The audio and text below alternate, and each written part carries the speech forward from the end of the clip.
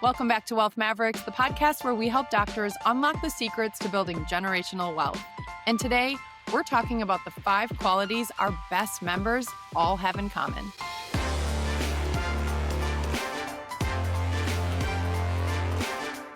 This coachable mindset goes well beyond just like wealth building and saving on taxes. Trust is a really funny topic because trust has got to be both earned and given. Welcome back to Wealth Mavericks. We're so glad you're here. I am joined by Joe Ariotto today. Hi, Joe. Hey, how you doing? Good. It's great to see you. So right now, we have well over 100 members at Terra Firma, and we have noticed some patterns. And so today, we are going to talk about what are the qualities that our best members have in common, because we are offering the same level of service, the same types of, the same experience. We are helping them save big on taxes, build wealth, and really learn a lot along the way. But we're finding that despite that, people have a different experience. Some are just so excited. They are raving fans, sending referrals our way, and just really blown away by what we're able to do together.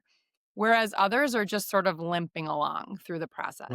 And so we have identified that the people who are just getting the best results and having such a great experience, they all share similar traits. So listener, whether you are already a member or you're thinking about becoming a member, we invite you to ask yourself, do you have these qualities?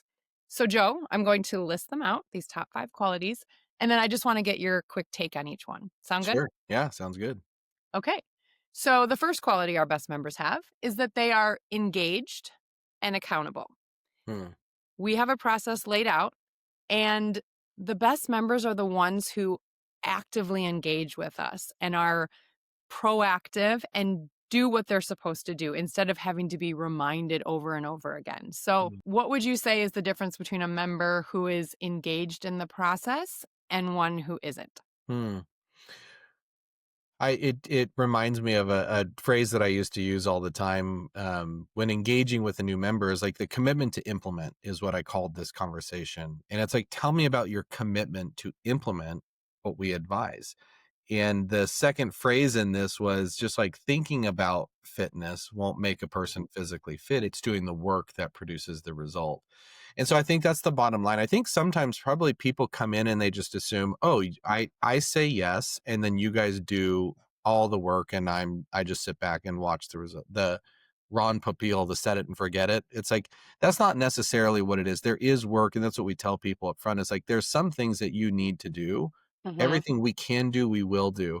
But I think that's kind of what you're talking about, Erin, is like that engaged and accountable to do the things that need to happen. We can't want it more than you. And so just being willing to do the work that your goals require. That's the bottom line, I think. Absolutely. And I do tell people right away, like, this is a much more active engagement than what you are probably used to with your accountant or financial advisor who you may meet with once a year. Like, we are going to meet monthly, both to keep in touch with each other, allow you to ask questions and give updates, but also do the 5-10s coaching. And then you're showing material participation in your business. And some, a couple months goes by and we haven't met, or I'll email multiple times. It's like, okay, we're doing stuff but you have to do the things too. So the best members are like, heck yeah, I did it. What's next? That's what we love. The second quality would be that they're coachable. Joe, you are the head coach around here. So what does it mean to be coachable? So I have spent the bulk of my career coaching people. It's what I've done for almost over 2 decades now. Hard to even understand that. And having worked with the volume of people that I've worked with, there is a difference when people come in with kind of a knowing and they have this presupposition of what this is going to look like versus just being open to have your life examined. I mean, Erin, you're doing this with a lot of our members, our 5-10s coaching. We're actually looking for a lot of self-reflection. And I think this coachable mindset goes well beyond just like wealth building and saving on taxes. Yes, there's like coaching that we can provide you there, just learning how to interact differently with that whole world of wealth. but it goes beyond that, and it's just these members who are engaged, and I hear their stories all the time because you and other coaches share, like, the successes that they're having in all areas of life, and so I think it's just a willingness to say, "Am I willing to examine what's going on?" And maybe even look at things from a different perspective and allow a coach to speak into that. Are we the world's foremost expert on fitness and spirituality and all that? No, probably not, but we can ask questions, and you being willing to show up and be honest in that coaching relationship, I think really dictates a lot. And actually it does I mean, as you're talking about the members showing up, I think everyone gets value from what we do, but we can provide the same thing. Just like you as a doctor, you might provide the same service, but you just, some of your patients are like, they have a smile when they come into your office, they have a smile when they leave, and you do as well. I think the difference is like your willingness to show up and do that self-reflection and examination. That's great.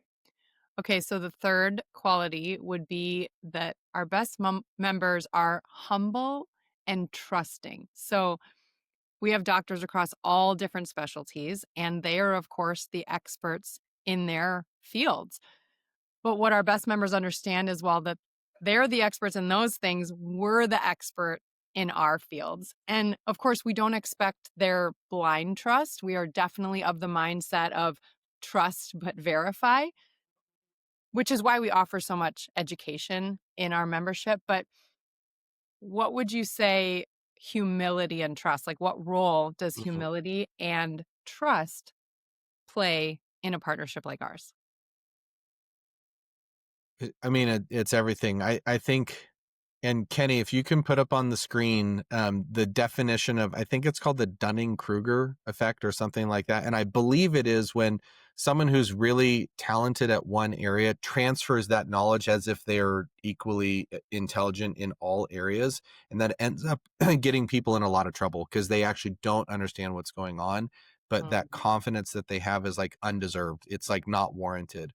And so doctors, by and large, are unbelievably intelligent people. And to get to your field where you're at, and I mean, we work with some of the best doctors in the world. So they truly are in rare air. There are very few people who have the knowledge, but understanding with humility that that intelligence doesn't always translate to other areas unless you dedicate your life to studying that area, in which case you probably could be the top of that, our field too. Mhm. So, but you're not.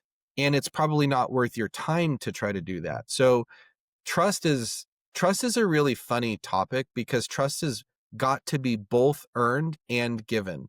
That, I mean, that statement, I heard that statement probably 2 decades ago and I didn't understand it at first. I really understand it now. Trust is not a one-way road. So if Mhm. you blindly trust someone who has not earned it, it's unwarranted.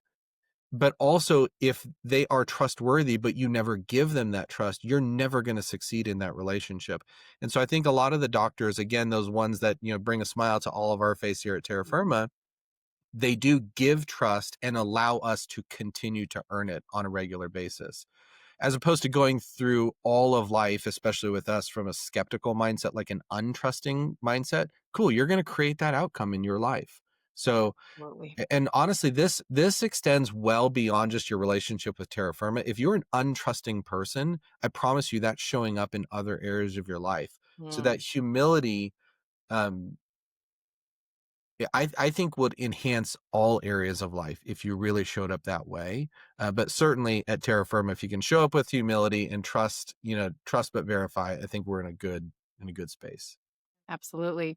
And that tendency towards skepticism in some people um, leads to our next one, our next quality, which is positive and abundance minded.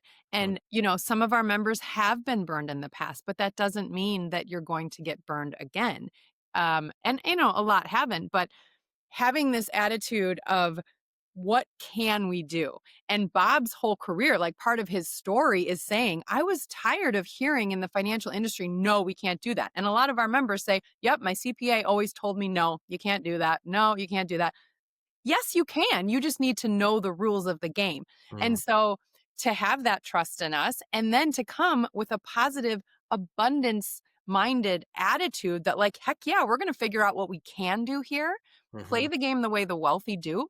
and just expect good things, expect Yes. things to work out. So, how would you say mindset plays a role in the success of our members? So I heard this not too long ago, and it really resonated with me with people who I'll just take the opposite. So closed-minded and more not scarcity based mindset, especially if they've been burned before. So the price of being burned happens one time, but there's actually two prices you pay if you maintain a scarcity mindset. And that is, well, it's never going to work out again. That's actually the more expensive price to pay. And Mm, so I think for everybody, an abundance mindset is not like bury your head in the sand and pretend everything's okay. It's not the same thing. But understand, like, all of the doctors who choose to work with us have an abundance of income. They have extra money every month. We can't do the work that we do without that. mhm. Um, recognizing like money is fungible, it can be replaced. And so that mindset of knowing like, okay, I'm going to make like in your practice, for example, you may choose to invest in a piece of equipment that then goes unused and it just didn't deliver the promise that you thought it would. Does that mean you should never buy another piece of equipment because all of it, that would be expensive. That would be the expensive way to pay for that lesson, Yeah. is to allow that to continue to extract that from you. The opposite is, okay, so we spent 50 grand on this laser and it didn't do what we wanted it to do. So I'm going to fix that. I'm going to change my trajectory and we're going to market better or whatever it might be. Like, learn that lesson, take that excess cash that you've got, use it to invest in equipment and create a game plan to make it win. That would be an abundance mindset versus scarcity. And so I think with all things, when you're talking about like investing and things like that, yes, there's risk that you take. Just because you get burned, does that mean you're never going to take a risk again? If it is, we're not a good place for you. So Totally. having that abundance mindset, knowing that there's your ability to produce income and revenue and cash flow is basically unending. So if you choose to be limited, in your view of that, then it's going to limit a lot of what we can do together. That was really good, Joe. Okay. Then the fifth quality is our best members are vision driven. Mm. So, as we've talked about many times before on the podcast, when someone comes into discovery with us, we start with an onboarding meeting with the coach where we walk them through their values and their freedom roadmap, which is 3 milestone goals. What does it look like? When is it going to be? How much money do you need? What do you see? And how is it going to feel when you reach that goal? Because the more clear we can be on our goals, the more likely we are to achieve them. And I always tell people, once we can show you that we're saving you 100,000 plus in taxes and you can literally put those dollars to those goals now, you're just going to reach them so much faster. But as I've had many of these conversations now, I notice right out of the gate, some people really struggle. And even as I try to pull out goals and ask the right questions, they're like, I just don't know. Like, either I have what I want or I've never really thought about that. I need to get back to you. Whereas others, they have so many goals, it's hard to narrow down. What are the three we should put on our freedom roadmap? But they're very clear in where they want to go and they're willing to do the work to get there. So, how does having a clear vision help people achieve those goals that they have? Hmm. Well, phrase immediately comes to mind is, where there is no vision, people perish. And I have found that to be absolutely true without exception in my coaching career. And you know this, Aaron. I mean, the roadmap that we create is really predicated on a lot of the work that I've been given from mentors in my life. And I have literally had one-on-one I stopped keeping count at 1,700 of these conversations. I'm somewhere probably close to 22, 2,300 at this point. And each one of those conversations is predicated on understanding what's important to you and then looking at your goals. And this is something that so few people ever take the time to do. And I don't think it's that people don't have goals. I think that they've just never taken the time to slow down and process, what am I aiming at? Like, Hmm. where am I going? Without a vision, people perish. And so I think this is true honestly in all aspects of life. But when it comes to money, I am disinterested in just helping people save six figures in taxes and amass wealth. That is not interesting to me. I'm way beyond that. Like, I couldn't care less about that. Now, helping people accomplish their goals, that gets me fired up. That gets me excited about helping our coaches really deploy this in your world as a doctor. So I would encourage, I mean, anyone who's listening who has not gone through our discovery, click the link below. I don't know. Can he put the link somewhere on here? See if you're a good fit to go through our discovery. But that is a monumental conversation. And we always start out, and if you go through discovery, you will hear a lot of these things that I'm about to say. They are really, really critically important. Roy Disney, Walt Disney's brother, said, when your values are clear, your decisions are easy. And if you pause, I'm going to tell a quick story. I don't know if we should include this or not. So if it's in, great, it made the cut. And I don't think he would mind me sharing this. So do you know who Ben Higgins is? I don't. He was from he was on The Bachelor. He was like one of the most loved bachelors, right? He was Okay. just, so we have a close relationship with him. And Oh, he came and spoke at MomCon at my wife's organization. That every year they do this big event, and he was like one of the co-MCs of the event. Now Ben loves golf, and this event was at the same time that the Ryder Cup was mhm. was going on. Ben committed to come do this co-host of MomCon, and then after he said yes, he was invited to go be not like just at the Ryder Cup, like invited to be at, but get paid to go do an event at that. Wow. And he told them no. And so Mandy and I were talking with him, and he was just like, I made a decision along values, right? I made a decision a long time ago that I'm going to be a man of my word. So no matter what that costs, that's what I'm going to do. So the decision was easy for him. Now, was he glued to his phone in the green room watching the Ryder Cup? Yep, he was. Could he Oh, have been there? Did he probably wish he was there instead? Yeah, maybe he was. But he fully showed up at this event because his wow. values of being integrity, his integrity trumped any fun that he would have over there. So I think that statement, when your values are clear, your decisions are easy. So gaining clarity around that, and the way that we do that at Terra Firma is we ask a really important question. What's important about success to you? Not generally, to you. And then our coaches listen pleasantly. They nod their head just like Erin's doing right now, because she's done this so many times now. And then whatever comes out of your mouth, we write that answer down. And then we ask you what's important about whatever you just said to you. Mhm. And then after we gain clarity around your values and really understand what drives you, then we help you create your goals. And where I have found the most success in coaching is when there's goals that are aligned with values, because that drives action to then accomplish those goals and fulfill your values. So there are so few financial firms in the world who ever even attempt to do what we're trying to do, let alone with the viewpoint that we have for each member. And I feel like so many compliments that we get is like, I've just never expected this level of personalization in what we're Mhm. doing. And I would just say, because one, it's really hard. It's a lot easier just to kind of follow the numbers and, check the boxes and do all that's easier. I'm just disinterested in that. I Mhm. really want to help our members accomplish their goals for the reasons that are important to them. Thank you for sharing all that, Joe. That was awesome. So as a recap, our best members have these qualities. They're engaged and accountable. They're coachable. They're humble and trusting. They're positive and abundance minded. And they're driven by their vision. So we like to talk about our culture here. You've heard it on other podcasts. When your values are clear, your decisions are easy. And when your culture is strong, you bring the right people in, both on your team and as members. And we are all very busy every day serving our members.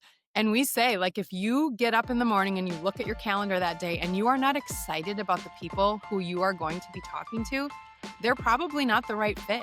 And we are finding that the right ones more and more are finding their way in, and that is these people. And as excited as we are to work with them, they're as excited to work with us, to be around like-minded, excited people, at what's possible. So if you are like this, as our member or as our prospective member, we're so excited. We can't wait to work with you or work with you more. And if you're not, we can help you get there. So either way, you should go through our discovery process if you're paying too much in taxes. But like we say, that is just the tip of the iceberg when it comes to what we can help you do. So thank you so much for joining us for Wealth Mavericks. We can't wait to talk to you again. And until next time, go be a Wealth Maverick.